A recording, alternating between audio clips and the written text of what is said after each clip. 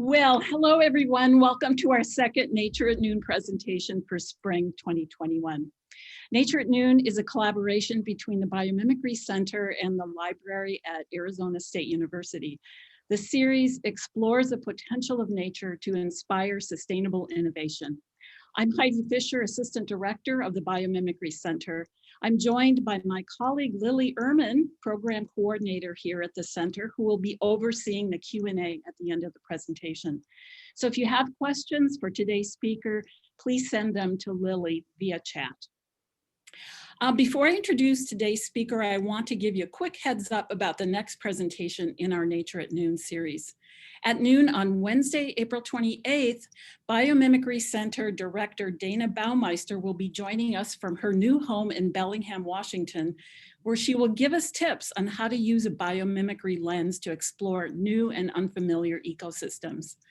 This presentation, which was originally scheduled for November, got rained out, but we're hoping for clear skies in April, so please join us. You can find more information at our website at biomimicry.asu.edu. And now to today's presentation, Thinking Like a Tree, Dendrites and One Man's Search for Universality in Nature and Engineering. Imagine a structural pattern that is ubiquitous in nature, from the branching of trees to the bronchial tubes of the lungs, the connections between the neurons in the brain, and even in the forking of lightning bolts and eroded desert canyons. Magical and mind-blowing, right? Michael Kozicki thinks so. For more than a quarter century, he has studied dendrites, a subject that he says, quote, goes way beyond interest. It's more like an obsession. Michael is a professor in the School of Electrical, Computer, and Energy Engineering at Arizona State University. He develops new materials, processes, and device structures for next generation integrated circuits and systems. He holds more than 60 US patents in ionic devices and has published extensively on solid state electronics. Off and on since the 1990s, he's teamed up with ASU biology faculty Robbie Robertson to explore how fungal hyphae could inspire designs for things like increasing the efficiency of solar cells or electrical power distribution. We're thrilled to welcome him to Nature at Noon. Welcome, Michael. Well, thank you very much, Heidi, for that extremely kind and glowing introduction there. That was absolutely awesome. So I'm assuming the technology, speaking of engineering, assuming the technology is going to be okay to us here, let's wade in. So Thinking Like a Tree, I think this was a title that Heidi came up with, but I loved it so much because it just says everything that needs to be said about this presentation and about its content. You'll see why. And I've highlighted the term universality here for much the same reasons. So let's head off here. Dendrite is a word that I think you're probably familiar with. It comes from the Greek dendron, which basically really just relates to a structure that develops with a continuously branching tree-like form. You can see here, this is a picture that I took in Knossos of a beautiful branching tree in front of an astonishing piece of engineering, like 4,000-year-old plus engineering here. Absolutely astonishing what the Greeks did. So sorry if I'm going off on a complete tangent here, but they had flushing toilets several thousand years before BCE. Now that's impressive. Nothing to do with dendrites, but still very, very impressive, to say the least. So, as Heidi mentioned in the introduction, dendritic patterns are very, very common in nature, and we tend to associate them because, dendrite essentially means, branching, continuously branching tree-like. We do tend to associate them with trees, and you have to admit, trees are pretty damned awesome. Okay, there's my first expletive, Lily, you can beat that out. But they're absolutely amazing structures. These trees, by the way, I photographed these at the Roslin Institute. Some of you may be familiar with Roslin as the place that cloned Dolly the sheep, amongst other things. Again, nothing to do with trees. And if you're a Dan Brown fan, you'll also probably recognize Roslyn as the place where a certain famous historical figure may or may not be buried. Okay, I'll let you think about that for a wee while. But it's a beautiful area and it has very beautiful trees. You know, we love trees. People love trees. I've never met someone who doesn't love trees. Seriously, I mean, we absolutely love them. Here's an album cover of one of my favorite albums from a Belgian band, Hooverphonic, and it's called A Magnificent Tree. And right in the front there is a magnificent tree. You gotta absolutely adore that. So the question is, do we love them because we are trees? That might not be such a crazy question when you start looking at the human body and its functionality. I would say we are trees. We absolutely are trees. You look at the blood vessels and the way they branch out like beautiful little blood-carrying branches and boughs. You look at the bronchial passages of the lungs and the way they grow like again, trunks and branches and twigs. And you look at how the neurons are connected in our brain, and it looks, particularly in this illustration, like some primordial forest. It really is quite remarkable. We are trees. There's absolutely no doubt about it. We have a lot more in common with trees than we might imagine. And that's probably why we love them so much. Love is a very subjective term, you have to admit.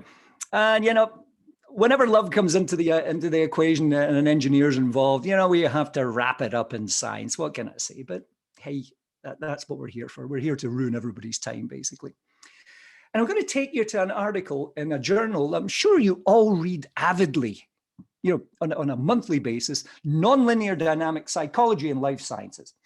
Yep, I had never heard of it either, I'll be honest with you, until an article came up with the most bizarre name I think I've ever seen in an article.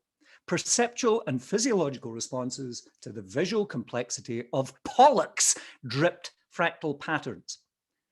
Now, had it not been written, first authored by Richard Taylor, who is an amazing character. He's done various stints on TV like Nova and programs like that. I probably would never have noticed this because of that crazy title, because that title just is, it's all over the place. But when you dig into this paper, one of the things that comes out, and I've highlighted this statement here, we discussed results showing that fractal images, okay, so we need to explain what a fractal is for those of you who aren't up on fractal math and stuff like that. Fractal images generated by various means, mathematical, natural, and human processes, possess a shared aesthetic quality that's based on their visual complexity. In other words, we like them because of the way they look. And you look at that and you go, wait, what? So let me explain this fractal thing before we go on. Fractals have been around for a long time. They didn't just suddenly appear recently, although some recent song lyrics have featured fractals. If you or any of your kids are into the movie Frozen, there's a very famous song in that even highlights fractals. But fractals were around for a long while, and they were really, I guess, popularized, I think is probably the best way of putting it, by a fellow by the name of Benoit Mandelbrot, a very, very famous fella. When he published his book, The Fractal Geometry of Nature, that's when people began to really appreciate the connection between these weird geometric things called fractals and the natural world. And this quote here really kind of brought it home for, I think, most people. Hey, you look at the natural world and you say, clouds are not spheres, as a physicist would estimate them as. Mountains are not cones, as a geologist might estimate them as. And lightning doesn't travel in a straight line, and we'll come back to that. The complexity of nature's shapes differs in kind, not merely degree, differs in kind, not merely degree, from that of the shapes of ordinary geometry. And this is, he introduced the idea of these fractal shapes and fractal geometry. And by the way, he got the word fractal from the Latin fractus and frangere, meaning kind of like, to break apart, create irregular pieces kind of thing. let me explain exactly where this is going. And yeah, I'm sure you didn't tune into Nature at noon to get a math lecture, but you're going to get one anyway. Yeah. Now, bear with me for a second here. To understand fractals and fractal dimension, we actually have to look at the concept of dimensionality in general. Okay. And start off by something really super simple. Like you have a line that's, say, 1 unit long, and you break it into 4 self-similar parts. So we break this line up into miniature lines. They all look like the big line, but they're a quarter the size. Okay. Bear with me. What if we took a square and did essentially the same thing? We broke a square up into, in this case, 16 self-similar squares of edge a quarter of the edge of the big square.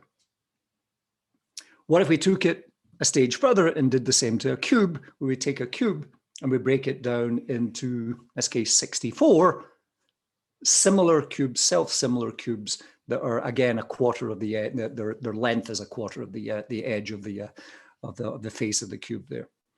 So what we get when we do stuff like that is we definitely see a pattern. Of course, all of this is about patterns. That, you know, the 4 segments in the line is just 4 raised to the power 1. The 16 little squares in the square is obviously 4 to the power 2, and then the 64 little miniature cubes is 4 to the power 3. So that kind of gives us this equation n. You know, n is the number of these so-called self-similar little chunks that make up the whole, and s is the scale.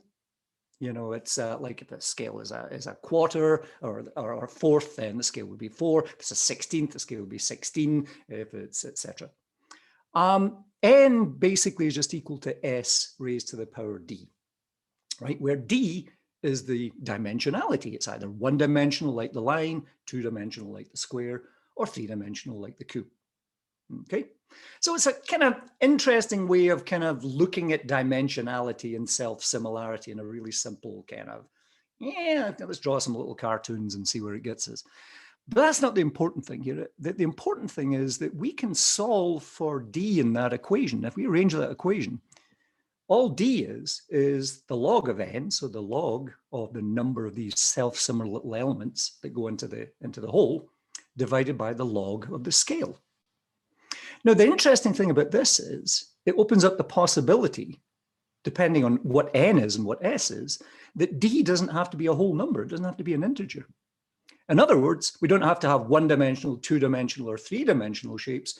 We can have 1.5-dimensional. In other words, somewhere that's in between 1-dimensional, a line, and 2-dimensional, is it like a plane? So let's take a few kind of looks at different things that have these basic properties. Oops, sorry. Should have turned that off beforehand. Yep. So fractals in general have these things called scale invariant properties. And what they look like is something like this. Now, this is a classic fractal called the Wicksec fractal. And how we make it up is we start with like you know, an enveloping square that has 5 individual parts in it, arranged like a cross, like so. And if the length of the edge of the square is 1, each of these is 1/3 of the each little square is 1/3 of the big square, essentially. Okay, so in that case, we have an n equal 5 and an s equal to 3.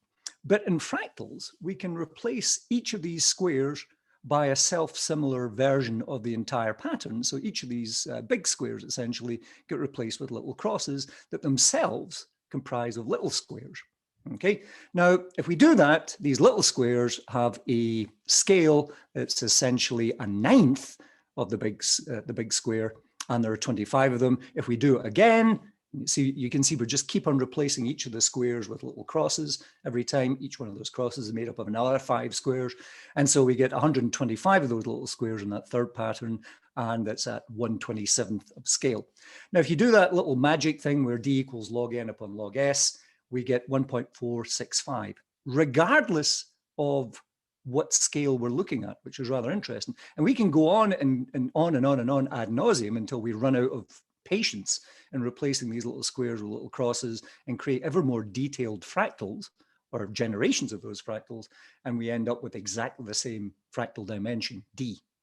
Same kind of thing for something that looks more like a tree here, where we take a tree that looks like a line with a little branch coming off to the side, and then we replace each line segment with a self-similar, like a half-scale version of that.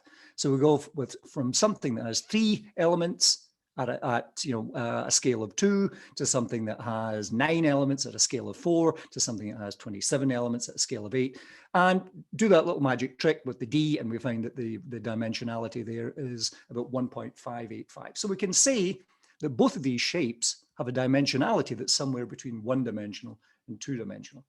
Okay.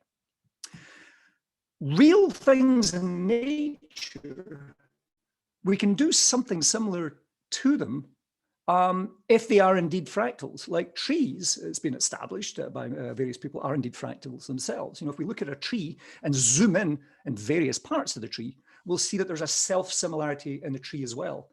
The big thick trunks and the big thick branches themselves carry smaller branches and twigs, and those carry even smaller branches and leaves ultimately, and things like that. And the more we zoom in, the more we see this self-similarity revealing itself. And if we do a little analysis on it, we discover that this particular tree has a fractal dimension of about 1.6. Okay. So that's fractals, and that's how they come into all of this. And again, you may say, yeah, and so what? Good math lecture, thank you very much.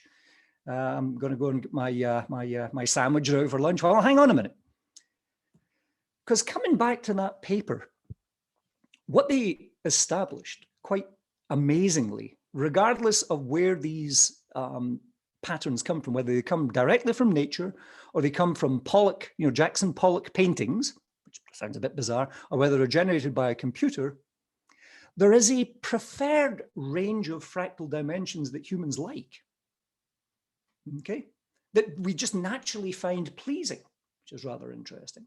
Okay, and you can see here the natural ones, it's kind of like the most pleasing ones are about in the kind of 1.3, fractal dimension of 1.3, which means, it's more to the 1-dimensional and less to the 2-dimensional. Here's where my mind absolutely just completely exploded, though, because one of the reasons they had a bunch of psychologists working on that particular paper is they wanted to see if it changed our mood. And they did some basic skin resistance measurements, which some of you may be familiar with. And what they found is that lower fractal dimensions, the patterns with lower fractal dimensions, actually made you more relaxed. So we have a preference for these kind of mid-range, they call them, fractal dimensions, but kind of lower in the between 1 and 2 kind of thing. Not only do we like them, we find them pleasing, but they also make us feel more relaxed just by looking at them. To me, that's absolutely weird, but also, oh yeah. And this doesn't just go with trees. In the same paper, they pointed out, there is a bunch of stuff in nature, like rocks, like obviously trees and plants, waves and clouds that potentially could do exactly the same things for us. We like how they look and they make us feel good. Who has never looked at a cloud on a nice day, kind of sat with a nice iced tea or whatever, and looked up at cloud and thought, oh, that looks really, that is so cool. Or looked at the waves, crashing in the ocean, things like that. And who's never done that and felt good? I can't imagine anybody not feeling good at looking at these. And there's an explanation, or at least, well, is that an explanation? Or, well, hang on, there is an explanation. Because taking this a step further, and this doesn't come from this paper, but it came from a paper that came after this. We like these fractal dimensions in that kind of 1.3 to 1.5 range, and they make us feel more relaxed. But there's no kind of, yeah, okay, so that's established, yeah, it works, but why? Well, the why comes from something quite strange, possibly. Because if you present people with patterns, with these fractal patterns, and just track their eye movement, see where their eyes are going, the eyes track in a very interesting way. They track with a pattern that's itself fractal, okay? And here's the kicker, the fractal dimension of that tracking pattern, regardless of what you're looking at, is 1.5. In other words, when you look at a scene, you're scanning that scene with a particular motion of your eyes and a particular consciousness, if you like, that itself has a fractal dimension in that kind of mid-range, as they call it, around about 1.5. Is this why we like to see things in that range? Because it naturally fits with how we look at things? I mean, I think that's a reasonable conclusion there. And by the way, we could even take it a stage further, and I almost dare not do this because I'm certainly not a neurologist, but you know, there are a lot of books that have been written on the fractal geometry of the brain, and there's a lot of patterns in the brain that have fractal dimensions that are in that kind of 1.4, 1.5, 1.6 range as well. It's just crazy. And it can't all be coincidence, surely. It can't all be coincidence. I will say, you know, kind of moving on, we look at the, you know, we tend to look at the canopies of trees when we're looking for these, you know, dendritic fractals and things like that. But, you know, obviously the root systems are just as equally as fascinating, but it's not just trees.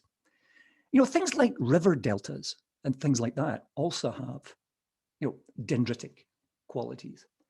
Now, I just could not resist showing this particular image, and I stole it from a NASA site. So you already probably guessed this is not Earth.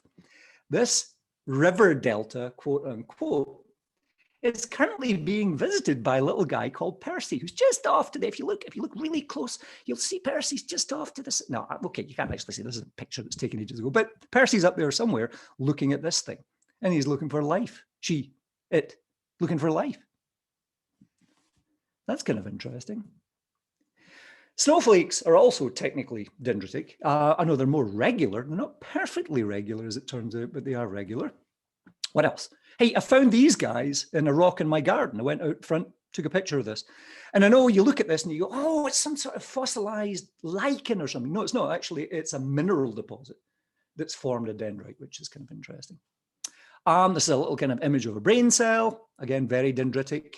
Here's something I found in a freezer that had been shut up sitting in my garage. And this is what Robbie Robertson would love. It's a fungi, you know, fungus.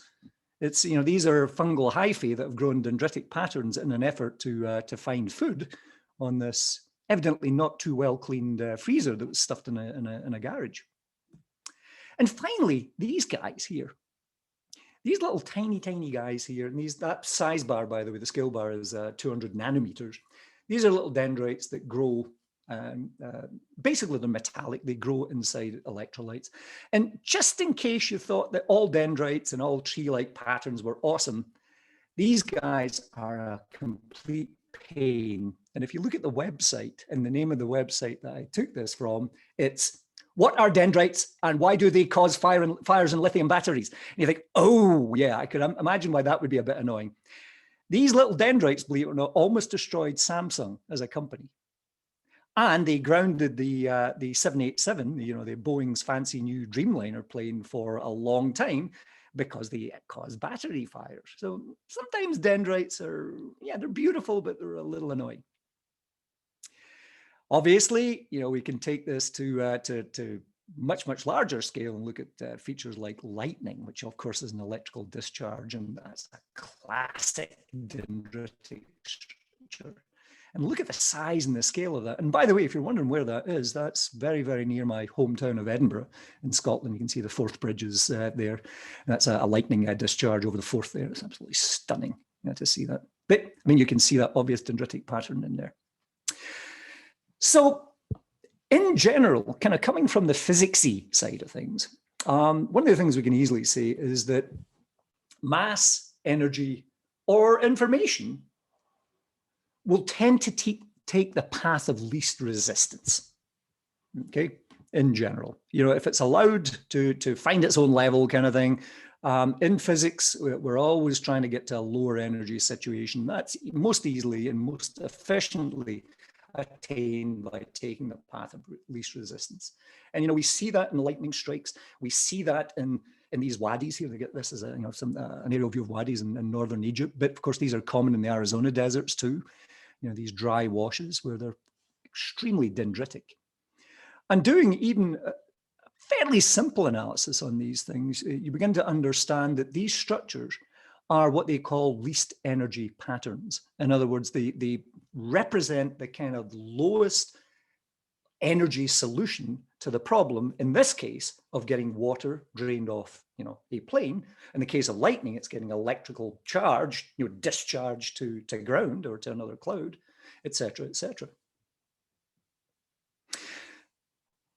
And again, you think, yeah, okay, but why isn't lightning a straight line kind of thing? Because you'd think, the shortest distance between 2 points is a straight line. So why shouldn't it be straight?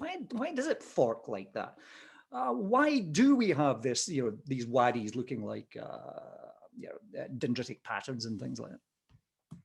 Well, the reason is that in all of these cases, we're essentially channeling something, whether it's mass or energy or in the brain information, we're channeling it from a higher dimension to a lower dimension. So we're taking it from a plane, from a two-dimensional thing, in other words, from many, many points down to a single point, or vice versa. And it turns out that in mathematical terms, if you look at these dendrites, this is the most efficient way of connecting a set of points to a source or a sink and keep basically the total length of all the line segments as short as possible. So mathematically, it's an optimization, what we call an optimization. So basically, it's an optimal way of connecting a whole bunch of points to one point, or vice versa, connecting that one point to a whole bunch of points. So it makes sense for lightning, it makes sense for water in the desert, and it also makes sense for a tree that's trying to get nutrients up to the branches, or the stuff that happens in photosynthesis from the leaves down to the tree and the roots and stuff like that.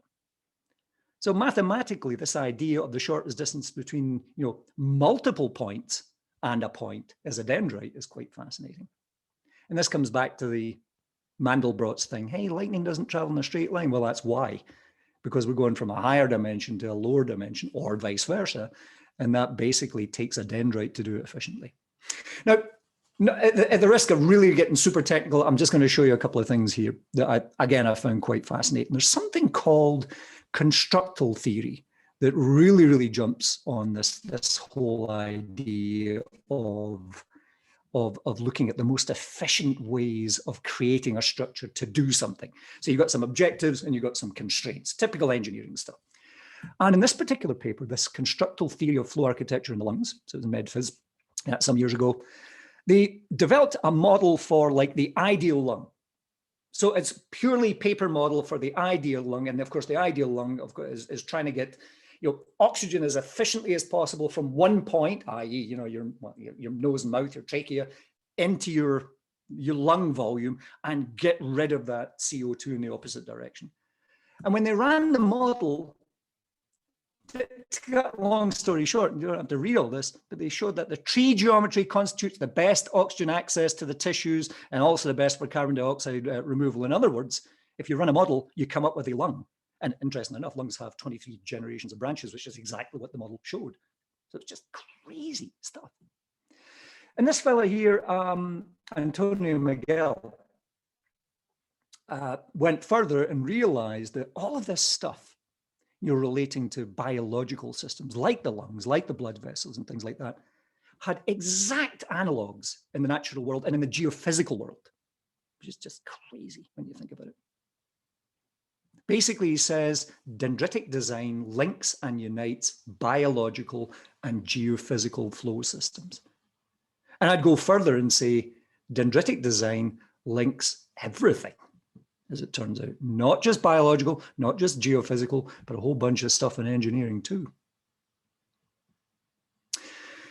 Now, one of the things you've probably noticed about all those dendritic things is they do look somewhat irregular, okay? I mean, you look at a tree and it's all over the place, but we should note here, and Heidi pointed me in the direction of Philip Ball's book Branches. I've known of Philip Ball for a long time, but I hadn't read this book Branches. But when I did, it was just one of these, oh my goodness, this is awesome.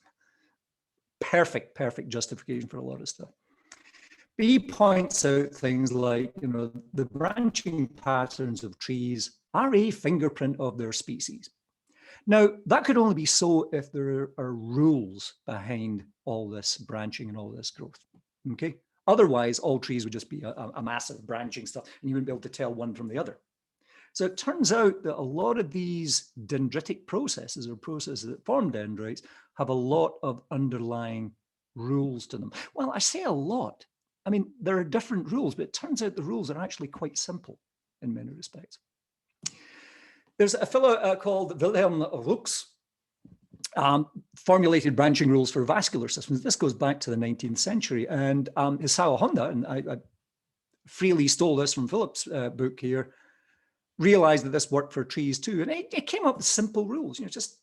I think it ultimately ended up with 5, but the 3 most simple was, hey, if you've got 2 equal branches, they'll fork it, at an equal angle out equally to either side. If you've got a dominant branch and a recessive branch, if you like, the thin branch angles more from the normal than the other one.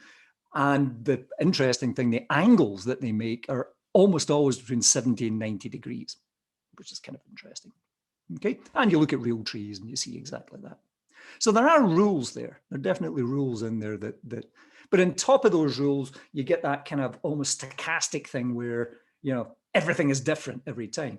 So you can recognize a tree as being in a particular species, but every single tree in that species is different, which is quite fascinating.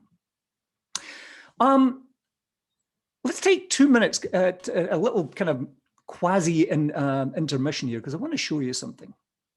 Keep all that in mind, all that cool engineering stuff and constructal design and that stuff in mind. But I want to show you something that to me could even be a little more bizarre here. Okay, let me share, if I can remember what the heck I did with it. Yep, let's share this. Yeah, okay. Hey, so there's a dendrite. Okay, it's a 2-dimensional dendrite. Well, I say 2-dimensional, it's a planar dendrite, I should say. It has a dimensionality. I think this one is probably in the kind of mid-range here. Let me show you how we create this. This is a little program called NetLogo, by the way. You can all download this and have fun with it. It's awesome. And put in the dendrite formation package in there. What it does is we start off with a seed in the middle here. And we launch in this case, 300 particles. And you see they're all flying around. Let me slow this down a wee bit here. Okay. Now these particles are diffusing. I know it's a bit jumpy in the zoom here, but they're diffusing. So their motion is completely random. Okay. Keep that in mind. The motion of these particles is random, and they will continue to diffuse around until they hit a green thing. On hitting a green thing, they become stuck and they can't move anymore, right? So it starts off with a few hitting the seed, but as the construct there gets bigger and bigger, and I'll speed this up, speeding up, speeding up, speeding up, speeding up, speeding up, speeding up. No, come on, zoom, catch up with me. Okay, you can see it's a little jumpy, but you can see what's happening here, that as the construct gets bigger, it captures more particles. And if you think about it, as a branch kind of sticks out a bit further, now it's going to get hit on the side by a particle, which gets immobilized and form a smaller branch. And you can see how these things are going to naturally branch and grow out like that. And you can see, okay, go even faster because we don't have all day here. Look at that. It's growing, growing, growing, growing, growing, growing, growing, growing. Look at that beautiful dendrite. But the thing is, and I hope you understand this, those particles weren't told to do that. Those particles were moving randomly. And the only thing we did was put a single seed in the middle for them to crash into. And yet they formed a dendrite. Ooh, creepy, creepy. Yeah, I know it's kind of weird stuff, but what can I say? So, we call these diffusion limited aggregates, by the way, DLAs, and they've been around for a long time. The modeling's been around for a long time. But I want to show you something. I just ran this simulation a few times. And what came out, it was one of these things you go, oh, really? Seriously? The first two, the one on the left and the one in the center, I know it might not be too obvious. You kind of have to squint your eyes a little bit at this, but they are pretty much five-fold symmetric. And you look at that and you go, that's not symmetric. What I mean by that is they've got 5 main trunks coming off, and I've labeled them kind of one through 5 on the little diagrams. This one on the right here, it came out with more like 4 main trunks. Now, understand that all of these guys were produced under exactly the same conditions. I didn't change a knob. I didn't touch anything. I just let each of them grow randomly, right? So random particle movement, each one of them grow. And some of them came out 5-fold and a few came out 4-fold. Now we do a little simple math and go, okay, 5-fold is 360 degrees divided by 72, which is 5. That's where we get the 5-fold.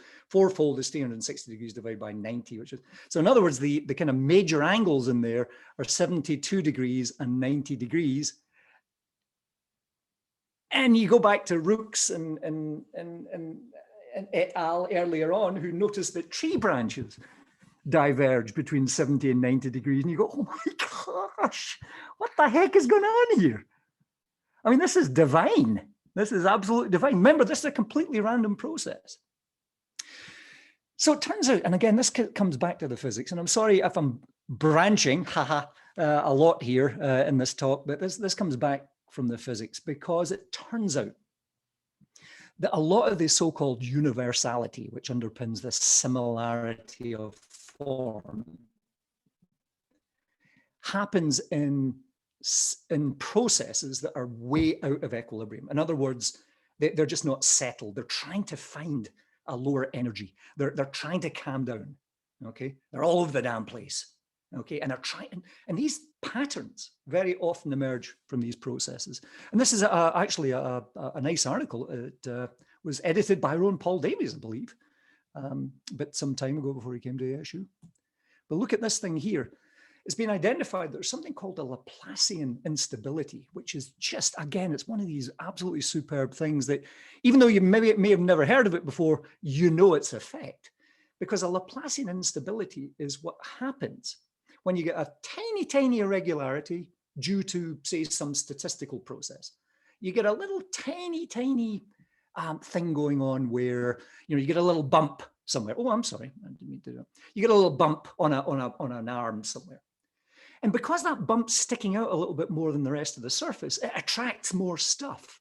And so you tend to get a branch growing there. So these so-called Laplacian instabilities often result in these ramified patterns. And this is something that's really easy to simulate, super easy to simulate, it turns out, which is quite crazy and quite amazing, really, in some respects. I will say that this universality leads to some very, very bizarre coincidences, though, as well.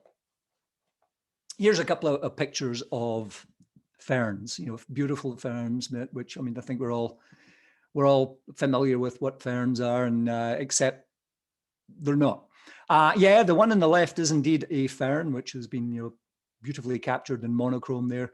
The one on the right is actually a silver electrodeposit, which, if you look at the size bar there, is only 5 microns, 5 millionths of a meter across. If I covered up that size bar, would you be able to tell that wasn't a fern?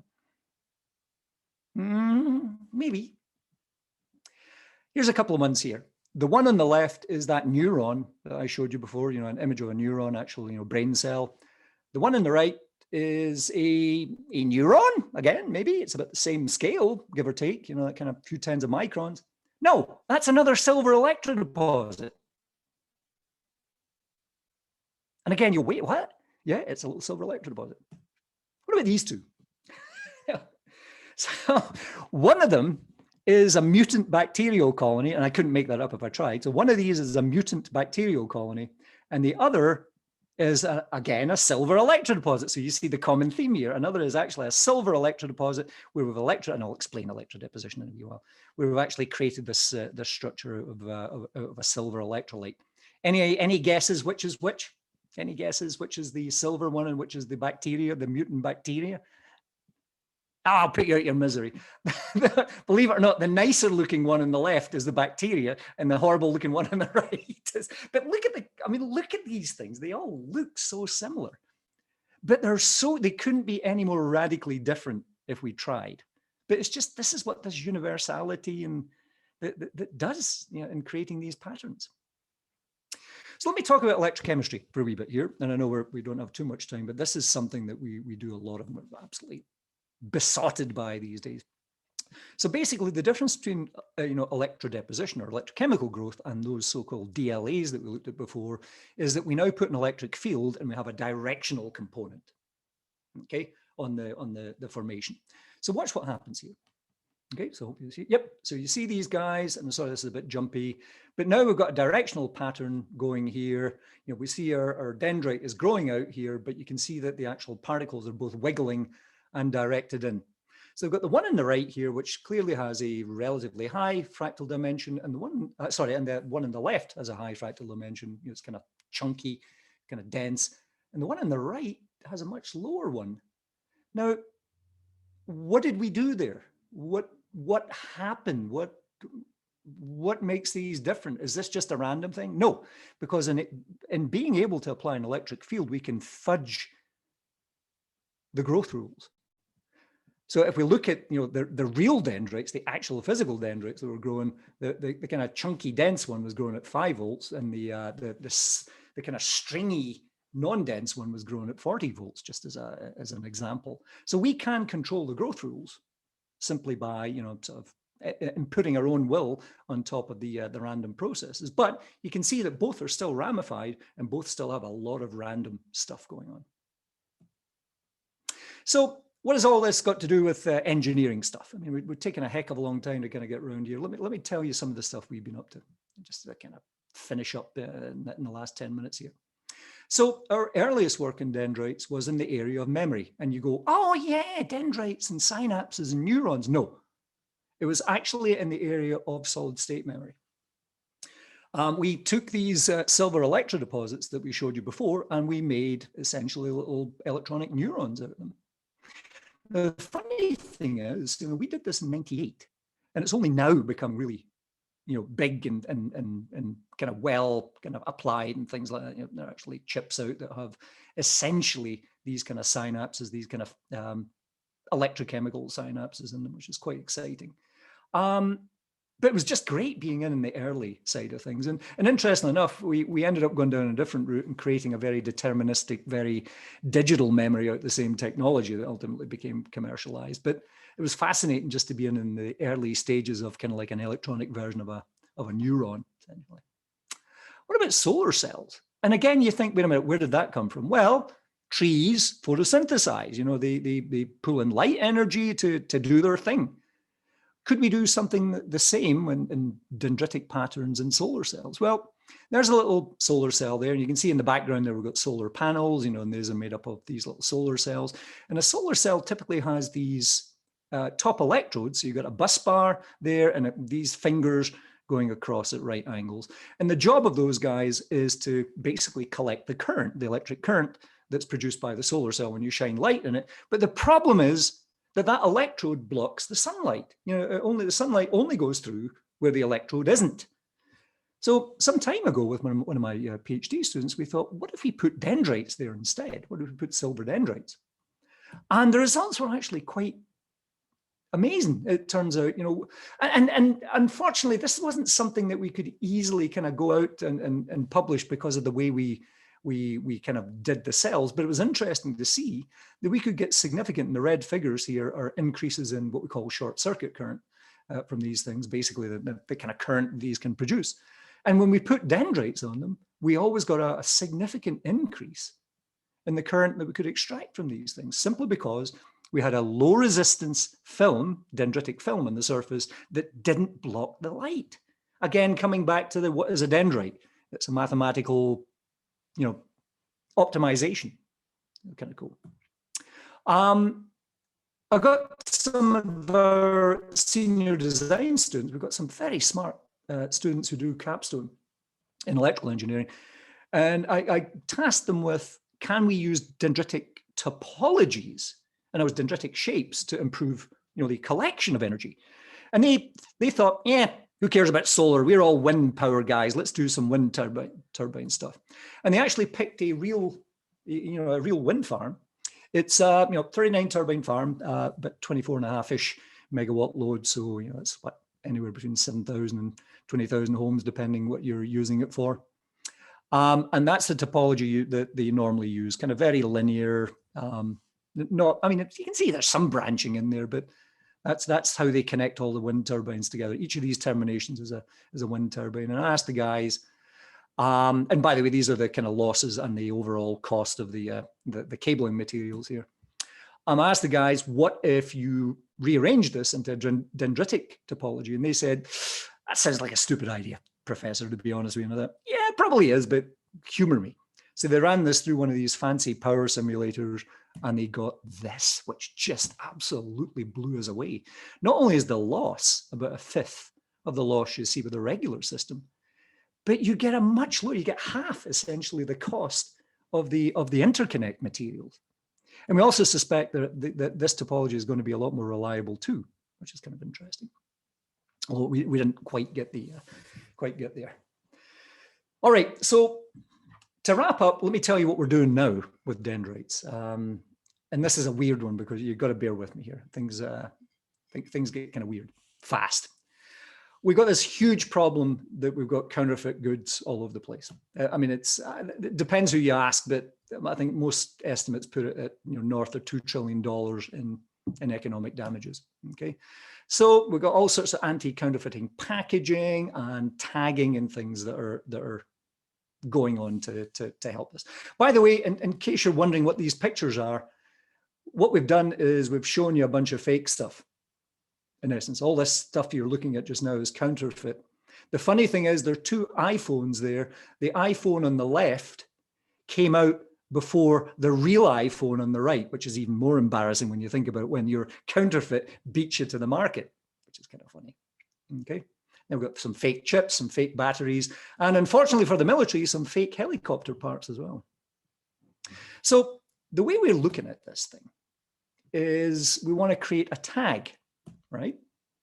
Much like fingerprints and retinal vein patterns used to identify people, but we'll use dendrites to authenticate things.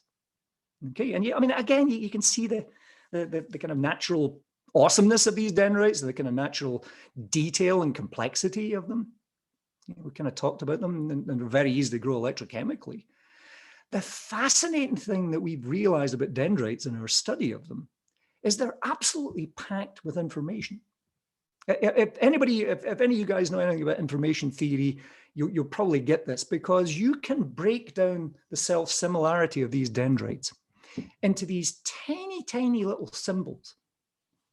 Okay, they're basically, you can look at these just like the branches of trees as these big Y-shaped bifurcations here, but they go down, as you go further and further, and zooming in, you get tinier and tinier versions of these things. So by the time you get to about 0.1 millimeter resolution, you get these tiny little bifurcations, and these become symbols, information carrying symbols. And you look at the variations in them and translate those into information. And this thing here, I'm finally getting, I've been sitting on this equation for 8 years now, and I'm finally publishing it. I finally decided to publish the thing. It will be known as the Kozicki equation, or my name isn't Kozicki, or whatever. Well, we'll see anyway. But if you run this equation with, with that, pattern as a symbol, you get ridiculous numbers of variations in these things. You get ridiculous information content. I mean, literally, you could tag every atom in the universe without any problem at all. It's just ridiculously information dense, which sounds weird, but it is. So we can grow these at millimeter scale and read them with a cell phone, which is kind of cool. And then the idea the kind of use model would be you'd apply these dendritic tags with their unique shape to items. You'd scan it, and then you'll create a string that would be associated with that item in like in a blockchain database. And then in the supply chain, you'd rescan to make sure you're still looking at the thing you're supposed to be looking at. So it's a way of doing secure track and trace, things like that.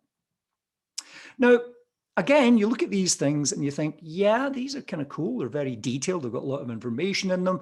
But when we grow them electrochemically, one of the things we get for free is that there's a lot of information in the structure as well. Not only the topology, their branchingness, but also in their topography in the third dimension. And it makes them really, really difficult to fake or to clone, because you get all this fine detail in there, which actually can be read optically, even with polarized optics and things like that. It kind of shows up as a three-dimensional pattern. We've got some of the folks at Northern Arizona University are looking at holography in these as well, which is kind of cool. I mentioned before that trees have rules, even though they're random in their fine detail, they have rules. And there's a few folks in the physics and math community have realized that dendrites actually have something called a low structural entropy, which means that even though they're packed full of information, they're actually still predictable. And that's really good because it allows us to identify when there's noise in the image, when there's damage, for example. As I say, it's just like trees within the same species are different from one another, but they're recognizable. Every dendrite we grow is different, but we know if there's a problem because there are specific growth rules. And this is kind of similar to some of the kind of what we call the kind of low entropy techniques that they use for error correction in other forms of identification, which is kind of cool. In terms of making these things, we basically just zap. It's super simple. We zap an electrolyte and grow a dendrite. Of course, this could be batch or roll to roll. So we're looking at ways of doing that. We also had a great project going a few years ago where we created literally trillions of these little guys, trillions of these little dendrites, but they're only a few microns across in a what they call a one pot process, just by hitting a particular chemical with UV light. So these could be used as little dendritic tags. And possible applications. Well, I mean, we could see like currency and secure documents, and any luxury goods and stuff like that, chips and whatever. But the thing that we're doing a lot of work on these days is in food track and trace, and we're actually getting funded by the USDA under NIFA for doing that, which is very, very exciting. So to conclude, we love dendrites. We are dendrites. Dendrites are nature's solutions to problems big and small. Dendrites rule the natural world. And even the dog agrees. Dendrites will rule the engineered world. And I'd ask you to say thank you to a dendrite, and they'll absolutely love you too. So acknowledge, of course, all the real people who did all the real work. Tal Sneha, who did those beautiful electrochemical simulations. Nina Chamele, who is leaving us, unfortunate to go into the real world. Minghan Ren left a wee while ago. Smitha is still with us, and various other folks, including the new Sarah Holloway, Amberly Ricks, and Yago Gonzalez Velo, who are currently working on us. And of course, acknowledge support from USDA, Biomimicry Center, thank you, Heidi, the Sweetie Center for Sustainable Food Systems at ASU, and the Ira A. Fulton Schools of Engineering. Thank you so much. I'd be happy to answer any of your questions now, if you can stand me for another 5 minutes. Thank you so much, Michael. That was amazing. We do have a question, actually a few questions for you. Okay. The first, go ahead. Did you want to repeat them? Or should I look at the? Yeah, I can just read them out loud for you. Please do. That'd be good. Also, I'm not sure if you noticed, but your video is off, which is not a big deal. But if you want to turn it back on. Oh, I see. Okay. Fair enough. Oh yeah, I think I was trying to save bandwidth. I was worried that. Yeah, and you can keep doing that if you're worried about bandwidth. Right. Let me. Let me put it back on again. Yeah, but yeah, please go ahead and. Sure. So the first question is. Is a dendritic pattern an example of a mathematical recursion? And could we use dendritic mathematical patterns to create self-forming assembling biopolymer materials? Yes. Yes to all of the above. Absolutely. Absolutely. All of this, oh, there we go. All of this, the stuff we've been talking about is recursive in many respects. And it's certainly not limited to the examples that I showed you at all. Certainly not limited to those. There are a gazillion ways that this can be used in so many different areas. That's the fascinating thing. I am struggling to find areas where this doesn't exist, to be blunt. Thank you. Another question. Jake is curious about your thoughts on dendritic patterns in motion. They're thinking about something as broad as human behavior patterns, i.e. eye tracking, waves, trees growing over a long Oh my God, time period. that's a great question. It's an absolutely superb question because it does exist. And, you know, we had this, this one project and unfortunately COVID flattened it, where we were attempting to look at the motion of kids in, you know, young kids in a kindergarten environment to get some idea. And we're working with some of the psychologists here at ASU to see if there was a relationship between the fractal dimension of their motion around the classroom and perhaps certain types of certain issues, maybe autism, maybe hyperactivity, etc. If it related to the fractal dimension of the motion. I had this great thought that, oh, we could analyze elite sportsmen and look at the fractal dimension of their motion on a court and see, you know, how we could sell that, we could bottle that. And it turned out that Richard Taylor, damn it, already thought of it. But yes, motion, it's not just our eyes that, you know, have these fractal patterns, but, you know, our motion in a lot of things. There, some of the psychologists at ASU look at fractal patterns, even in the way people sway around and things like that, and just incredible stuff. But awesome, thank you. We could go on forever, literally. Yeah. And just a heads up to everyone, we will probably go over about 5 minutes. I had another question for you, actually. And this is something I think that relates a lot to biomimicry, is that it's super transdisciplinary. So I'm wondering, have you worked with a biologist before? You mentioned Dr. Robertson, and what do you need to make this kind of transdisciplinary partnership work? Oh, you know, I really don't understand a lot of the you know, I read avidly a lot of materials on fractals and dendrites and biology, but I very, very quickly run out of steam when it comes to the, obviously the discipline specific details. I mean, yes, engineers can do everything, but there is a limit, you know, what can I say? And I would love to just hang out with people like, you know, the Robbie Robertsons of the world. You know, he's a mycologist, but anybody who's interested in dendrites in general and see what, you know, what the engineering links are. Unfortunately, to hammer everything as a nail, to an engineer, everything's an engineering problem, as you can probably guess. So we're always looking for ways of using, you know, nature's solutions, like, you know, dendritic structures and engineering. Wonderful. Last question. What was your most memorable moment encountering dendrites? Oh, oh boy. You know, that's a real good one. That is I'll be honest with you. One of the reasons, and Heidi mentioned this in the introduction, one of the reasons for my obsession, and she's right, by the way, I am absolutely obsessed with these damn things, is that everything leads to a moment of awe, you know, awe.